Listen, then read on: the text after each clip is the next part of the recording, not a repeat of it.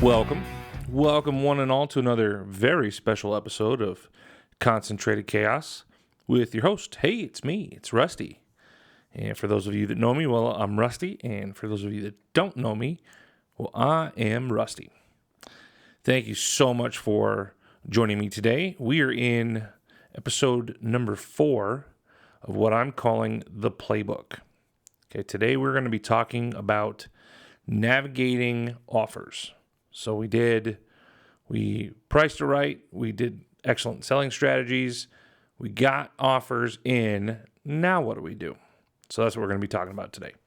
And in case this is your first time with us here in this series, this Playbook series is my 3-day Saturday to sold selling system where I sell any house at any price point, in any condition, anywhere in the state of Colorado. So this is what I do from A to Z. There is no hidden information. There's nothing that's quote unquote a trade secret. I'm not selling a course. I'm not selling coaching. There's no paywall. This is 100% everything that I do from A to Z for you. Take what you want, take the best, leave the rest. But this is how I do things when I sell a house. And so this week we're in episode number 4, where we're going to talk about offers. Awesome. So we're here. You did the pricing it right. You did the selling strategies, did the showing, compressed the showing window, and now you got a couple offers in. What the heck do we do now? Let's talk through it and see what that looks like. So when you get an offer in from a buyer's agent, so we'll get in a couple of different documents. The main one that we're going to get in is the contract to buy and sell. Okay, that is our 25-page standard contract to purchase that every single real estate agent in Colorado that's licensed has to use. Okay, you could go out and, if you wanted to do a contract and hire a lawyer to do that, you're within your rights to do that, but that's crazy town. Don't do that because lawyers are expensive. And a lot of lawyers suck. Actually, I think I said in the last episode, maybe used car salesmen are the only other less respected profession than being a realtor or a lawyer. So yeah, don't go out and hire a lawyer. Just hire an agent. That's what we're here for. Anyways, you're going to get a standard contract that's going to outline all of the terms and conditions. There's going to be pricing information in there, earnest money, dates and deadlines, how things terminate, who terminates, who has rights when, what happens if it terminates, what happens if we close. It's everything. It's legal mumbo jumbo, and it is a lot. Okay, but that is definitely something that you're going to want to read, even though it's a lot of legalese. You're going to want to read it in its entirety, and you're going to want to understand what you're signing, right? So we'll get that, and you might get a couple other addendums, maybe like a buyer addendum, or if it's a corporation that's, or an LLC that's coming in and purchasing the house. Maybe there's like an affiliated business or disclosure of related business activities where they own a real estate company and a title company and a mortgage company and this and that and the other. It's just some addendums, disclosures. The main thing that we're going to have to look at is the contract to buy and sell. Okay, and we're going to go through that.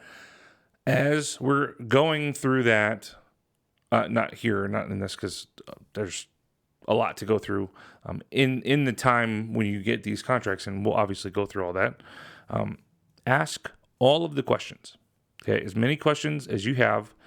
There's no such thing as a dumb question. You're signing a legal document for the most expensive thing that you're either selling or buying ever in your entire life, mostly. And there's no dumb questions. So you want to understand everything that is your rights and your responsibilities and your duties with this contract when you sign it. So when, if you're represented by an agent, they're going to check over the contract, make sure that everything's in good order. If you're doing this for sell by owner on your own, then the main things that you're going to want to take a look at is you're going to want to make sure that your name is spelled correctly. Okay, because that's something I've had to sign a bunch of disclosures almost every time that I have to go and sign documents at closing with a client. I have to sign a affiliated name disclosure because some dumbass at some point when I was like 17 accidentally typed a J instead of an R, and so now there's there's legal precedent that my name is Justy D. Stevenson. And so every time I have to go in and sign that. So don't do that. Don't let that happen. So, I fear that I just opened a Pandora's box and now everybody's going to call me Justy, but whatever. Fuck it. I don't care. It is what it is. Anyways, so you want to make sure that your name is correct on there. You're also going to want to make sure that the legal description of the house is correct and is what it is in the tax records, or if you've pulled, as an agent, I'm going to pull ownership and encumbrance report from title. That's what I want to see on the contract, is the legal description from that. Now, your house, 123 Main Street, that is not how your house is sold. That is not how legally you own your house. That is what your house is known as. What your house is legally sold by is Lot 6, Block 4, first filing of Mission Viejo. Okay? That's the legal description for most places. You might have, if it's something a little bit more rural, you might have, meets and bounds, or, this 64th of this 64th of this corner of this tract. Just depends on the type of property, but the legal description of your property is not the address. That's just how it's known colloquially. That's a very difficult word to say. I like it, but it's very wordy in the mouth. Anyways, so you're going to want to make sure your name and your legal description are correct. Okay. And then a little bit down on the contract, a few pages in, you're going to see a big table of dates and deadlines. Okay. And each deadline in that contract, date, refers to a section in the contract. If you look in there just to the left on the table, you'll see, section 6.2. Okay. And then you'll have the deadline of that one. And then you can go in the contract to section 6.2 and it'll describe what that deadline means as far as the contract goes. Okay, you're going to want to read all of that stuff. There's a lot of them on there, but not all of them are used every contract. You're going to want to know your rights when it comes to the deadlines.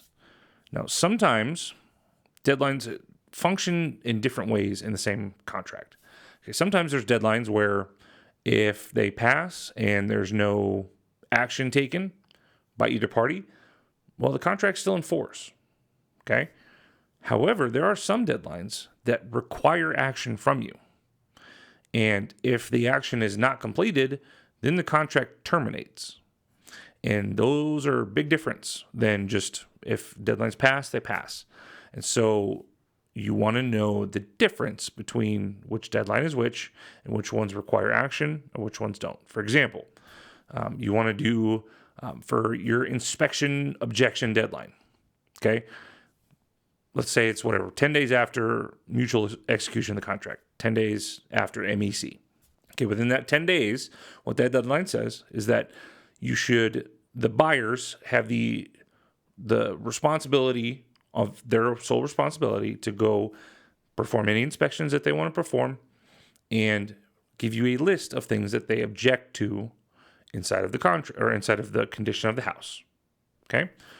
If the buyer does not deliver an inspection objection by the specified time, okay, in your dates and deadlines table, there's a box that says, time of day deadline, whatever, and you can put in whatever you want, 7 p.m., whatever you want to do. So if we're 10 days after MEC at 7:01 p.m., the inspection objection deadline has passed and the contract is still in force.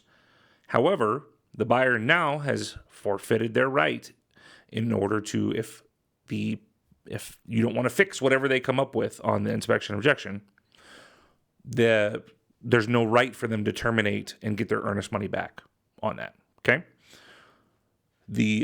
So that's the deadline that can pass with no action required. Now there's another date deadline. For example, let's pull the lead-based paint disclosure deadline. And now if there's a house that's older than January 1st, 1978, I just run it all the way through. If it was built before December 31st, 1979, we're doing a lead-based paint disclosure. If whatever that deadline is, if a lead-based paint disclosure was not delivered, the contract terminates. And doesn't matter, I mean, you can do a revive or do a new offer, but the contract as it is written in that moment, if there's no lead-based paint disclosure delivered in a timely manner, that contract is null and void and is terminated. Okay? So those are the two different types of deadlines and kind of how they function. And it's, like I said, it's very important to understand how those function. Okay? Let's talk about financing, because chances are, most people, especially in Colorado, with an average, this is December, we're 3 days before Christmas. In 2024, the average sales price right now in the Denver metro area is right around $775,000. Not a lot of people are slinging $750,000 in cash in order to buy a house. So chances are you're going to see an offer that has, has a loan attached to it, a lender attached to it. Now, there's lots of different loan products out there. The three main ones, and then you might see a fourth if you live a little bit more rural. You're going to see a conventional loan. You're going to see FHA loans. You're going to see a VA loan. If you live a little bit more rural, you might see a USDA loan. We're going to leave USDA loans out of our discussion here just because in my time in this business, I've only worked with one or two of those. They're not common. They do happen, though. But so conventional, FHA, VA, or the usual loan types that you're going to see. Now, some things that you're going to want to keep in mind. FHA and VA loans have conditional appraisals. Now, what does that mean? Conditional appraisal means FHA and VA loans, they are backed by the government, right? Because of how the programs are designed, the government wants to know that they are lending on a house that is in good condition and isn't going to fall down around, they're not going to lose their investment, basically. So what FHA and VA appraisals will do is they'll say, okay, this house, whatever it is, we're going to appraise it for $500,000 conditional to X repairs. Okay. Now, these repairs seem kind of silly sometimes. Sometimes they're, this foundation has a crack or whatever the case, the roof has a hole in it or, big stuff like that, obviously. But then there's little things that really do come up a lot on these FHA and VA appraisals, and they're kind of silly, but I guess I get where they're coming from. Things like torn carpet. If there's torn carpet, it is coming up as a condition on a VA or FHA appraisal. Guaranteed. They really love to attack that kind of stuff. Peeling paint. I've seen it on, 3 or 4 now appraisals recently where it's something like the paint on the deck is peeling in 3 spots. Conditional appraisal, you need to get it fixed. The whole deck needs to be repainted. Or fascia boards, on the front of the house under the gutters. Even stuff like inside, if there's peeling paint, they're going to ding you for it. Especially if it's a little bit of an older house. And there's a potential where it could be lead-based paint. They're going to ding you hard for it. Things like, loose hand railing or, the spindles are too far apart. Cracked or missing outlet covers. That kind of stuff is things that you will see come up on FHA and VA appraisals as a condition to their appraised value. Now, those aren't things, obviously, you don't want to hear all the stuff that I just said. You don't want to hear all that and then say, you know what, I don't want to take a FHA or a VA loan, because that is going to cut out a gigantic base of buyers. There's a lot of people, first-time home buyers, veterans, a lot of people utilize these programs in order to buy a house. So you don't want to say, we're just not going to do that. It's either cash or conventional only. Don't do that. You just want to have that in mind. So let's say we have, 3 different offers. We've got a conventional, one conventional, one FHA, and one VA. Well, maybe we look at those, and if all of the other terms are close, maybe that conventional one is the one that we give the nod to because we're going to have an easier time at appraisal because of X, whatever the case is. So it's just something to keep in mind. We're not eliminating buyers, but just something that we're going to, keep in our heads as we're going through and negotiating these offers. Okay. Now, as we talked about, this was FHA and VA. Obviously, conventional, they all have an appraisal as well, but they will not have conditional appraisals. They'll just say whatever the house is, we have a contract price of $500. If something's wrong with it, all right, well, it appraises at $460. And that's just the way that it is. And you can either get it reappraised or you can, fight it, that kind of stuff. Another side note, FHA and VA appraisals, they stick. What do you mean by that? So they stick for 6 months, no matter who the lender or the buyer is. So if you have 123 Main Street and you have an FHA appraisal get completed on it, and it's $500,000, well, that house will appraise for any VA or FHA loan for the next 6 months for $500,000, period. So those get transferred between lenders. So that's another thing. If you're trying to put that into the calculus, that's another thing you want to keep in mind. So lastly, with FHA and VA loans, if you are in a condo or a townhome community, you're going to want to make sure, and obviously if you have an agent before they're going to be doing this for you, you want to make sure that your condo or townhome complex is eligible for a FHA or VA loan. And the reason that they do that is not all complexes are eligible for these. They have a certain threshold for the amount of renters that they want inside of a complex. They don't want to be guaranteeing a bunch of loans on a complex that has 75% FHA loans and 60% of these FHA loans are being used as rentals. Okay.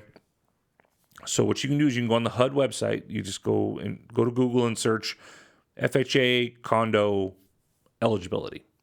And then you can go to the HUD website and they have a whole database that you can go in there and look and see before, because obviously if it's ineligible, then that's going to take out a big pool of buyers.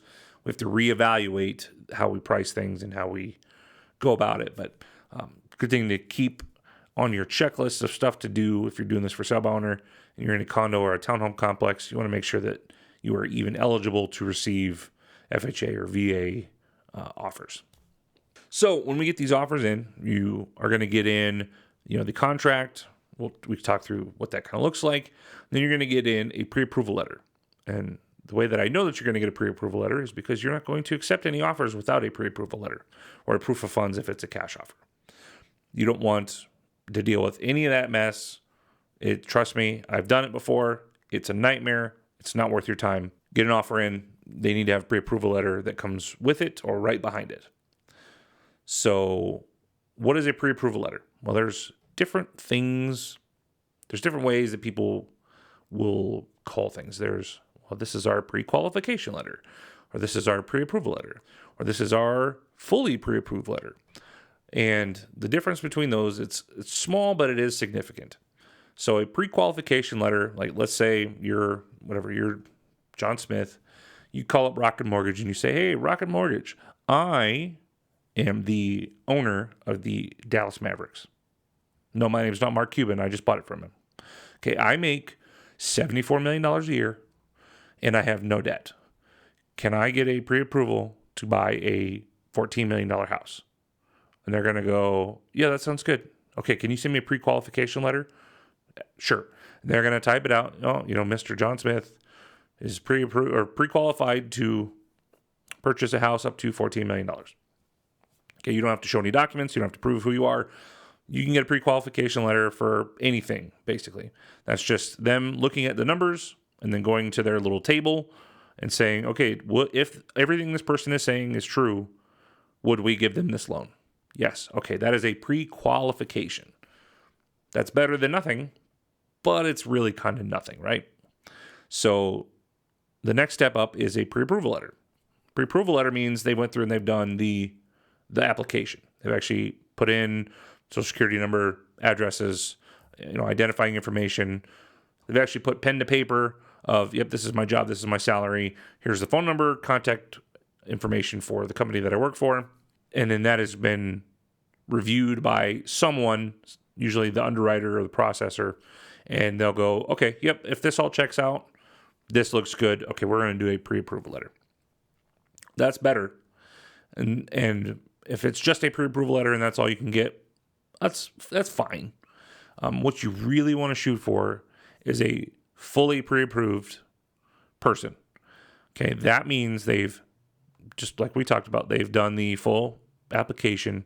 It has been ran through automated underwriting, and even better, they've been through the full underwriting process where they've verified all income, they've pulled tax documents, they've pulled everything that they need in order to say, yes, this person, we absolutely will lend them this money as long as it's under this amount. All we need from you is the address of the property that you're buying. And they are fully pre-approved. If you can find somebody that's been through the automated underwriting at least, but if they can be fully pre-approved, that's one that I'd put right near the top of the list, pending all of the other things in the contract look good. Okay. So what you're going to want to do, and again, being redundant here, if you have an agent, they're going to do this for you. But what I do is I called the lender and I asked them a lot of questions. Okay, so we've got the pre-approval letter. They'll have the lender's information on it. I'll give them a call, and I have some questions that I like to ask.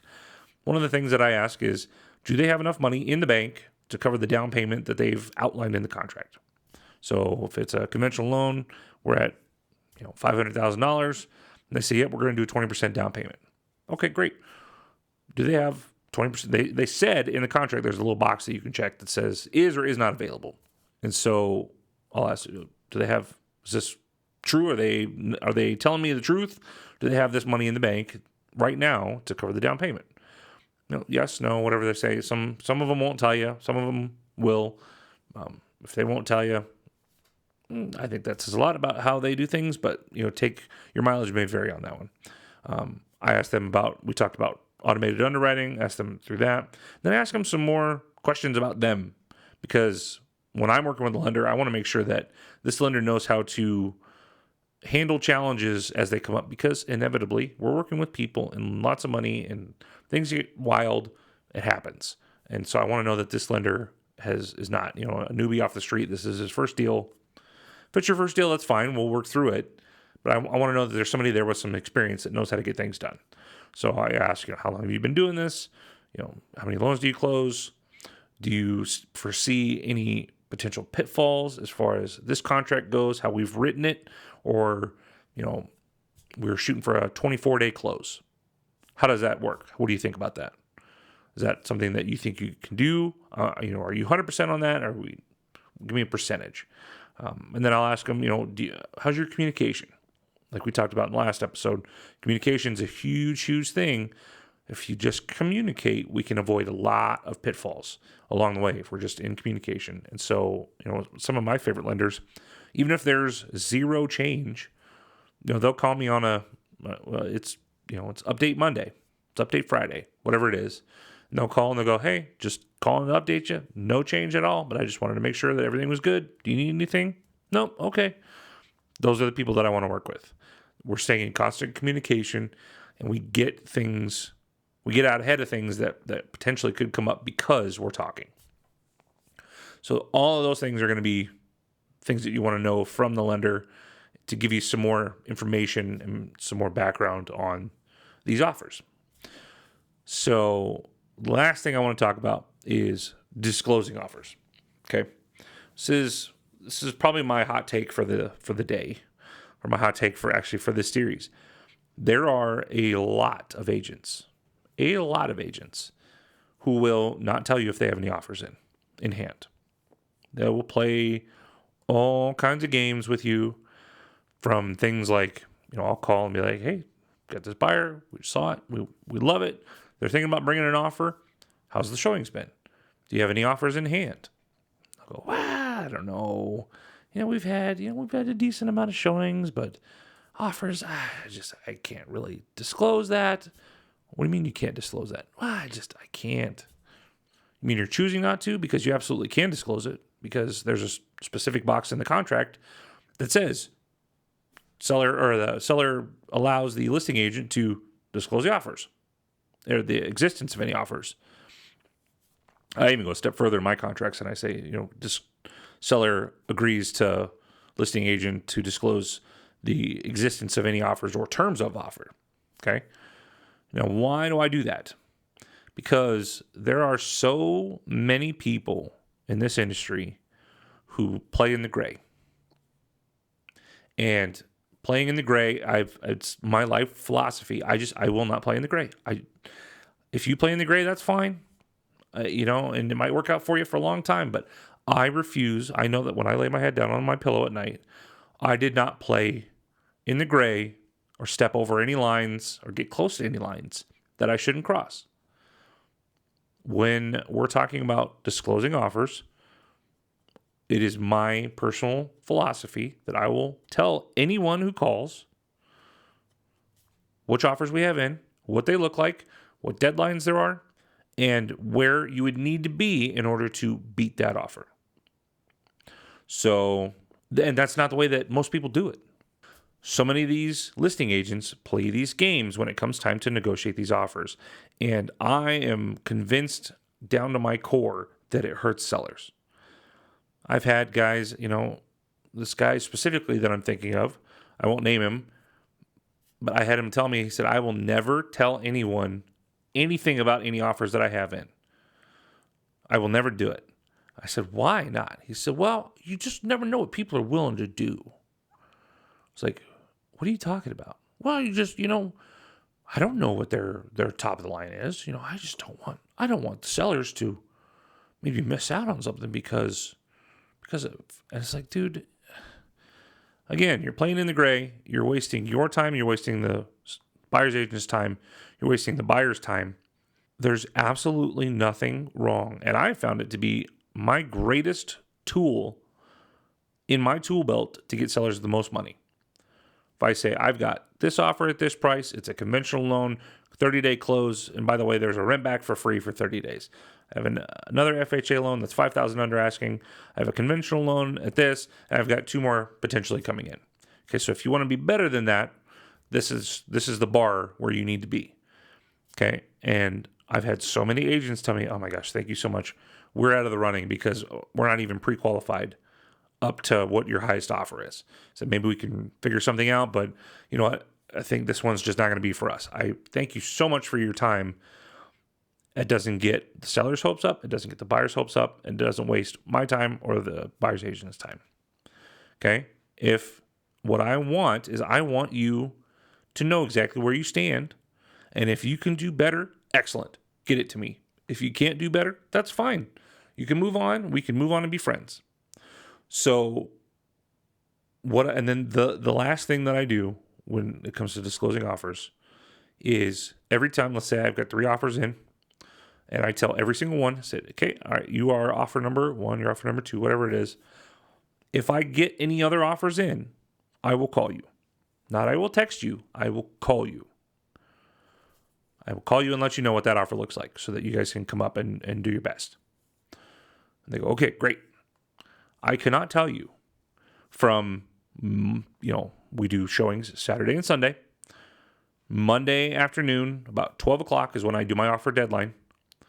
From Monday at 12 to Monday at 6 p.m. when I present.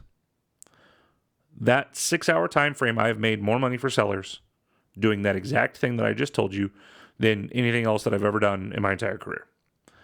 Calling people in that short time, again, because we're talking about emotions, people get attached. Buyers get attached. And when the time frame is short, they'll do things not against their best interests, but they will do things that maybe they have normally done first because they don't want to miss out. FOMO, right? That's the big millennial term, whatever. That's a real thing, and you can use it to your advantage as a seller. I will call everybody. Okay, we've got 3 offers in. Okay, offer number 4 comes in. I'm calling in order 1, 2, and 3. And I'm telling them, hey, we've got 3 other, now we have 3 other offers. I'm calling everyone and telling them where we're at. I need your highest and best by 3 p.m. today, 4 p.m. today. Okay, and I'm calling the number 2 and number 3. And when they come in, I do it all over again. Okay, if you try and get a hold of me on a weekend where I'm selling a house, you're probably not going to have a very easy time of doing it. I'll answer my phone, but I'm all over the place because this is where you make your money. This is how you get the best price with the best terms, period. It's negotiating these offers. So all that summed up, be open, be honest, be communicative, ask questions. You do those 4 things, you got a pretty good shot at doing this section of the playbook mostly right. You hire me, you get it done 100% right because it's my playbook. All right, so that is negotiating the offers. Okay, next week we are going to talk about pending. What happens once we've negotiated these offers and we get this sucker under contract? How do we do that? There's definitely some things that we need to talk through on that. It's going to be great. That's a good one. Where I've made sellers money is negotiation. Where I've saved them the most money is in the pending process. So we'll talk through that and how you can really save yourself a lot of money and headaches and time. Okay. So, you have any comments or feedback? I would love to hear it. You can call me. The number is 303-335-9705, and that is a direct line right to my face. You can email me at rusty@rustystevenson.com. You can find me on all the social medias at the Realtor Rusty. Realtor, not realtor. It's dumb as shit. I hate that. But it is Realtor. So if you do Realtor, good luck. You're not going to find me. The Realtor Rusty. And let me know. I'm always open. I can't, with negotiating offers and contracts, there's things I can give you generalities like I gave today, but I can't give you specific, okay, this guy said this about this thing. How do we do this? I can't be your agent unless you have me be your agent. So if you call me and you have a very specific question about a contract, I may or may not be able to answer it because if I don't represent you, I can't do agency duties. But I will do the best that I can or put you in the right direction or get you connected with somebody who can. So thank you, everybody. This was fantastic, and I'm looking forward to the next couple of weeks. We're going to finish out the playbook with the pending process and closing day. So as per usual, Mr. Andy Barkowski is going to take us out with my fantastic theme song. Thank you so much. Have a great rest of your day or evening, whatever it is, and we will catch you in episode 5, the pending process of the playbook. All right, see you guys.